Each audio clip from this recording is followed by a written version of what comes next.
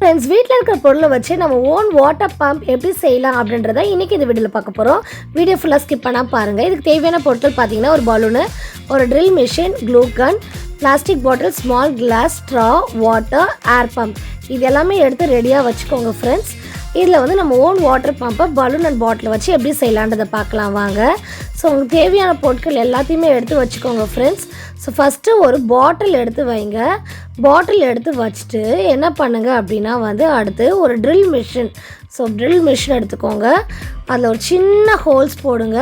சின்ன பிள்ளைங்களாக இருந்தால் பெரிய பேரண்ட்ஸோட ஹெல்ப்போடு பண்ணுங்கள் இந்த ஓட்டையை. ஸோ சின்ன ஹோல் போட்டுருங்க. போட்டதுக்கப்புறமா அந்த ஹோலில் ஸ்ட்ராவை ப்ளேஸ் பண்ணுங்கள். இங்கே இருக்கிற மாதிரியே பார்த்து பண்ணுங்கள் ஃப்ரெண்ட்ஸ். ஸ்ட்ராவை ப்ளேஸ் பண்ணுங்கள். அதுக்கப்புறமா அது பக்கத்தில் இருக்கிற ஹோல்ஸ் எல்லாம் வந்து க்ளூ கன் வச்சு அடைச்சிருங்க. அப்போ அழகாக ஃபிக்ஸ் ஆகிடும். இந்த வீடியோ பிடிச்சிருந்தால் லைக் பண்ணுங்கள் ஃப்ரெண்ட்ஸ். சேனலை சப்ஸ்கிரைப் பண்ணி வச்சுக்கோங்க. உங்களுக்கு கண்டிப்பாக இந்த வீடியோ யூஸ்ஃபுல்லாக இருக்கும். ஸ்ட்ரா போட்டதுக்கப்புறமா பக்கத்தில் வந்து ஒரு கிளாஸ் எடுத்துக்கோங்க. கிளாஸ் எடுத்துகிட்டு என்ன பண்ணுங்கள் அப்படின்னா அதில் வந்து உங்களுக்கு வாட்டர், ஸோ தண்ணி, நம்ம வாட்டர் பம்ப் தானே செய்ய போகிறோம்.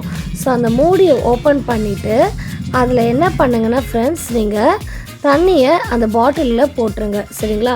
ஸோ தண்ணியை பாட்டிலில் ஆட் பண்ணிக்கோங்க. ஆட் பண்ணிவிட்டு என்ன பண்ணுவீங்க அப்படின்னா நம்மளுடைய பலூன் இருக்குல்ல, பலூனை வந்து நீங்கள் பலூனை நல்லா ஃபில் பண்ணிக்கோங்க ஃப்ரெண்ட்ஸ்.